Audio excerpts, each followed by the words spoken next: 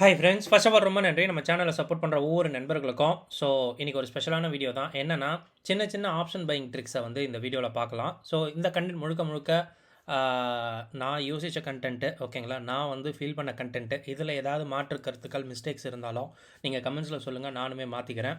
ரொம்ப நல்லா இருக்க போது நீங்கள் எடுக்கிற ஆப்ஷன் பையிங்க்கு கொஞ்சம் ஹெல்ப்ஃபுல்லாக இருக்கும் இந்த மாதிரி ட்ரிக்ஸ் எல்லாம். ஸோ வீடியோ ஃபுல்லாக பாருங்கள், நல்ல ஐடியா கிடைக்கும். ஸோ வாங்க இப்போ இந்த கண்டென்ட்டை பார்க்கலாம். எஸ் நண்பா, ட்ரிக்கு என்ன அப்படின்னா, ரொம்பவே வந்து கொஞ்சம் சிம்பிள், பட் ரொம்பவே வந்து முக்கியமானது ஒன்று. எஃப்ஐடிஐ ஆக்டிவிட்டியில் நம்ம யூஸ்வலாக வந்து எஃப்ஐ இண்டெக்ஸ் ஃபீச்சர்ஸ் பார்ப்போம், ரொம்ப நல்லது. அதில் க்ரீனாக இருந்தால் அடுத்த நாள் வந்து மார்க்கெட் வந்து கொஞ்சம் க்ரீனாக இருக்க வாய்ப்பு ரொம்பவே அதிகம். நம்ம வீடியோ ஃபாலோ பண்ணுறவங்களுக்கு ரொம்ப வந்து இந்த விஷயம் வந்து பரிச்சயப்பட்டது தான். ஆனால் இன்றைக்கி ஒரு ட்ரிக் சொல்லித்தரேன். என்னென்னா, எஃப்ஐடிஐ ஆக்டிவிட்டியில் அவங்க டெரிவேட்டிவ்ஸில் இண்டெக்ஸ் ஆப்ஷனில் என்ன மாதிரி பொசிஷன் வந்து வச்சுருக்காங்க அப்படின்றது வந்து நம்ம தெரிஞ்சுக்கணுங்க. எஸ், இப்போது நம்ம இண்டெக்ஸ் ஆப்ஷன்ஸில் நம்ம பார்க்குறோம் அப்படின்னா, இங்கே நீங்கள் பார்க்குற விஷயங்களை நீங்கள் நோட் பண்ணியிருந்தீங்கனாலே ஒரு க்ளூ வந்து கிடைக்கும்.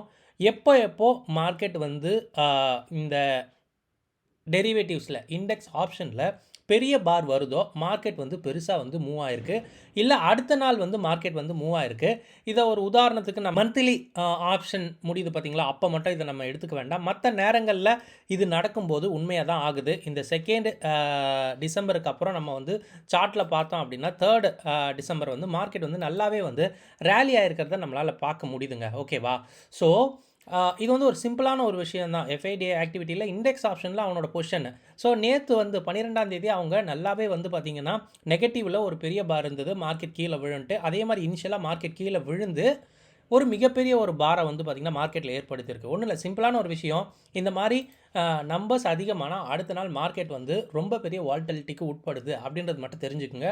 இது வந்து ஆப்ஷன் பையருக்கு ஹெல்ப் பண்ணுமான்னு கேட்டிங்கன்னா கண்டிப்பாக ஹெல்ப் பண்ணும். ஸோ இந்த மாதிரி ஒரு பெரிய ஒரு ஆக்டிவிட்டி நடக்குது, இல்லை இவ்வளோ ஒரு குவான்டிட்டி இவ்வளோ ஒரு அமௌண்ட்டுக்கு வந்து பர்ச்சேஸ் பண்ணுறாங்க அப்படின்னாலே அடுத்த நாள் மார்க்கெட் வந்து ஒரு வால்டிலிட்டிக்கு உட்படுது. இந்த வால்டிலிட்டியை ஒரு ஆப்ஷன் பையர் வந்து ஈஸியாக யூஸ் பண்ணிக்கலாம். இங்கே குறிப்பாக வந்து பார்த்திங்கன்னா லாஸ்ட் ஒரு 3-4 நாளாக ரொம்ப பெரிய வால்யூம்ஸ் இல்லை, ரொம்பவே ஃப்ளாட்டாக வந்து இருக்குது அப்படின்றதுனால தான் நமக்கு ரொம்ப மார்க்கெட் வந்து கன்சாலிடேஷனாக இருந்தது. ஓகேங்களா? இதை ஒரு க்ளூவாக எடுத்துக்கோங்க. ஸோ எப்போ பார் வந்து ரொம்ப பெருசாக இருக்கோ, ஃபார் எக்ஸாம்பிள் நேற்றே வந்து 49,000 கோடிக்கு வந்து ஆப்ஷன் பையிங்கில், அதாவது ஆப்ஷனில் வந்து ஆக்டிவிட்டி நடந்திருக்கு அப்படின்னா அடுத்த நாள் மேபி வந்து அடுத்த நாள் இல்லை அதுக்கு அடுத்த நாள் வந்து ஒரு வால்டிலிட்டிக்கு கண்டிப்பாக உட்பட்டே ஆகும். ஓகேங்களா? ஒரு 90% இதுக்கான வாய்ப்பு ரொம்பவே அதிகமாக இருக்குது. ஸோ இதை நான் வந்து பார்த்திங்கன்னா பேக் டேட்டா வச்சு நான் வந்து பார்த்துட்டேன். ஸோ மந்த் எண்டு மட்டும் விட்டுருங்க, ஏன்னா மந்த் எண்டில் எல்லா எக்ஸ்பைரியும் இருக்குது அப்படின்றதுனால அதை வந்து கைட்டி விடுறதுக்கு கூட இருக்கும். ஸோ மந்த் எண்டு டேஸ் மட்டும் விட்டுட்டு மற்ற நாட்களில் நம்ம பார்க்கும்போது இது ஒரு ஐடியாவாக கிடைக்குது. செக் பண்ணி பாருங்கள், உங்களுக்கு ஒரு நல்ல ஐடியா கிடைக்கும். ரெண்டாவது ஒரு ட்ரிக் என்ன அப்படின்னா, யூஸ்வலாக நம்ம சொல்கிறது தான், பட் இந்த ஒரு மார்க்கெட்டில் லாஸ்ட் ஒரு 20 நாளாக கொஞ்சம் நல்லாவே ஒர்க் ஆகுது. தேவைப்படுறவங்க யூஸ் பண்ணிக்கோங்க. ஒரு ஆப்ஷன் பையருக்கு நல்லாயிருக்கும். என்ன அப்படின்னா, அட் த மணிலேருந்து ஒரு 200-250 பாயிண்ட், ஓகேங்களா? ஒரு ரவுண்ட் நம்பராக எடுத்துக்கோங்க. 24,600 நான் எடுத்திருக்கேன். ஸோ இங்கே நான் இந்த மணியில், அதாவது ஒரு கால் ஆப்ஷனில் இப்போ மார்க்கெட் வந்து ஏறுதா இறங்குதா ரெண்டு சைடுமே செக் பண்ணுங்கள். ஸோ இதோட மார்க்கெட் டெப்த்தை மட்டும் செக் பண்ணுங்கள். ஆல்ரெடி நம்ம சொன்னது, பட் இது கொஞ்சம் நல்லா இருக்குது இப்போது.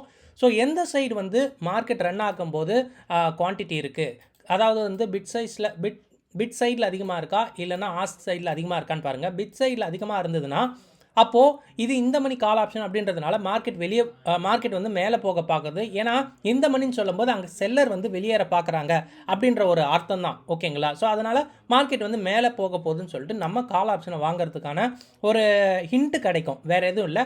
அதே மாதிரி வந்து பார்த்திங்கன்னா, இப்போ நான் வந்து இந்த மணி புட் ஆப்ஷன் ஒரு தடவை செக் பண்ணிக்கங்க. அப்போ பார்க்கும்போது அப்படியே வித்தியாசம் மாறி இருக்கும்.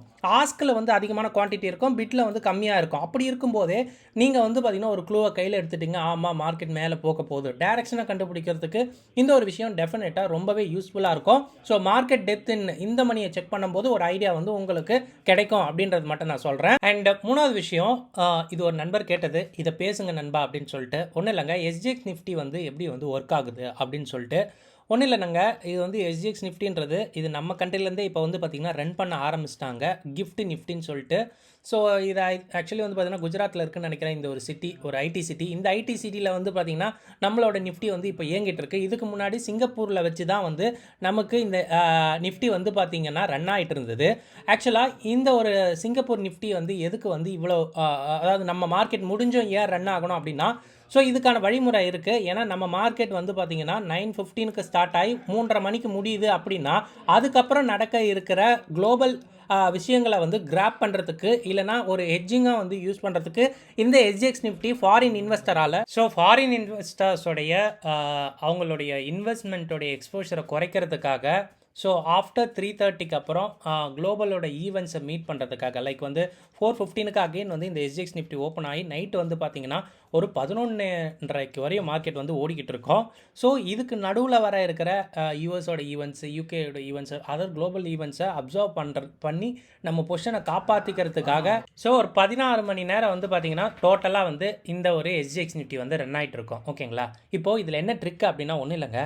இந்த எஸ்ஜிஎக்ஸ் நிஃப்டி நம்ம மார்க்கெட் முடிஞ்சதும் எதை ட்ராக் பண்ணி ஓடும் அப்படின்னா முழுக்க டவ்வோட ஃபியூச்சர்ஸையும் அண்ட் யூஎஸ் மார்க்கெட் ஓப்பன் ஆனதும் டவ்வோடைய இண்டெக்ஸையும் தான் ஃபாலோ பண்ணோம். ஏன் அப்படின்னா இந்த டவ் அப்படின்றது நம்ம நிஃப்டியில் இருக்கிற கம்பெனிஸ் மாதிரி லைக் டவ் வந்து எதை பேஸ் பண்ணியிருக்குன்னா இண்டஸ்ட்ரியல் கம்பெனிஸை பேஸ் பண்ணியிருக்கோம். பட் அதில் பேங்க்ஸுமே இருக்கும். ஓகேங்களா? ஸோ அதனால் அது காங்க்ளமெரேட்டாக இருக்கிற செக்டார்ஸை உள்ளடக்கிறதுனால அதோட பர்ஃபார்மன்ஸை நம்மளுடைய எஸ்ஜிஎக்ஸ் நிஃப்டி ஃபாலோ பண்ணோம். நிறைய பேர் இது எஸ்என்பியை ஃபாலோ பண்ணோம் இல்லைனா நாஸ்டாக்கை ஃபாலோ பண்ணோன்னா அது பண்ணாது. ஸோ நிஃப்டி வந்து மோரார்லெஸ் டவ் மாதிரி இருக்குது அப்படின்றதுனால அதோடைய விஷயங்களை இது வந்து ஃபாலோ பண்ணுன்னு சொல்லலாம் மொத்தமாக. ஓகேங்களா? அது என்னதான் கேட்ச் ஆகிடும். டவ் மேலே ஏறினாலும் நாஸ்டாக்கும் ஏறும், S&P 500 ஏறும். நான் இருந்தாலும் சொல்கிறேன், இந்த ஒரு விஷயத்தை நீங்கள் ஃபாலோ பண்ணிக்கங்க. அப்போது நவடேஸில் ஏன் வந்து இந்த ஒரு மிஸ்மேட்ச் இருக்குது, அதாவது எஸ்ஜிஎக்ஸ் நிஃப்டி 50 பாயிண்ட் மைனஸ் காட்டுது அப்படின்னா நம்ம மார்க்கெட் வந்து பார்த்திங்கன்னா ஓப்பன் ஆகும்போது ப்ளஸ் 40 பாயிண்ட் இல்லைனா 30 பாயிண்ட் வந்து காட்டுது. இதுக்கான காரணங்கள் என்னென்னா ஒரே ஒரு விஷயம் புரிஞ்சுக்குங்க. நம்ம மார்க்கெட் அந்த நாளுக்கு முன்னாடி எப்படி முடிஞ்சதுன்னு பாருங்கள். ஸோ மார்க்கெட் வந்து கன்சாலிடேட் ஆகிட்டு டேவோட ஐயில் க்ளோஸ் ஆச்சு அப்படின்னா டெஃபினட்டாக எஸ்ஜிஎக்ஸ் நிஃப்டி நெகட்டிவில் காட்டினாலும் நம்ம மார்க்கெட் மேலே தான் ஓப்பன் ஆகும். இதை புரிஞ்சுக்குங்க. அதே மாதிரி மார்க்கெட் வந்து பார்த்திங்கன்னா கீழே எடுத்துகிட்டு வந்து டே லோ கிட்ட முடிக்கிறான் அப்படின்னா எஸ்ஜிஎக்ஸ் நிஃப்டி என்ன தான் ப்ளஸ் 40 பாயிண்ட் காமிச்சாலும் மார்க்கெட் வந்து கீழே தான் ஓப்பன் ஆகும். ஏன்னா அவங்களோட பொசிஷன் நம்ம மார்க்கெட்டில் அவன் பில்டு பண்ணுறது தான் அதிகம். ஓகேங்களா? எஸ்ஜிஎக்ஸ் மார்க்கெட்டில் அவன் பில்டு பண்ணுறது ரொம்ப ரொம்ப ரொம்ப ரொம்ப குறைவு. ஓகேங்களா?